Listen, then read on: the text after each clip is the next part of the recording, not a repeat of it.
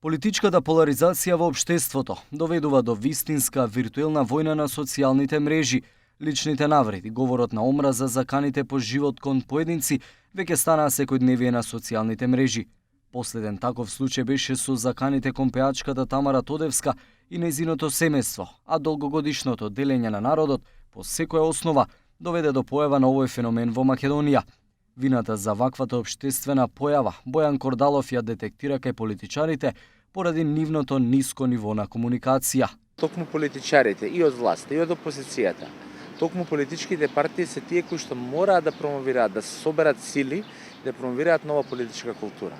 Знаеме дека е тешко, сите гледаме дека разликите постојат, меѓутоа знаете како дебатата е нешто што ги движи работите напред. Говорот на омраза, користењето на јазик кој што навредува, дискриминира, е нешто кое што нема да ги движи работите напред, туку напротив само ќе не влече надолу.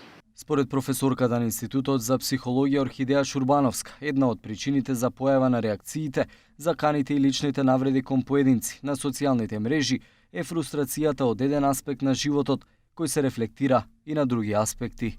Социјалните мрежи се места каде што луѓето си ги разменуваат мислењата и секој има свое мислење и тоа е демократија. Се до оној степен додека не се навредува личноста на некого. Тоа е веќе говор на омраза.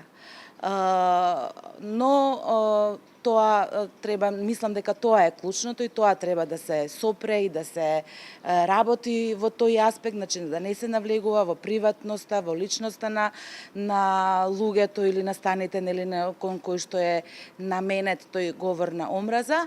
Кордалов и Шурбановска се единствени во ставот дека иако правото на изразување е гарантирано, сепак мора да постои граница до која тоа може да се движи.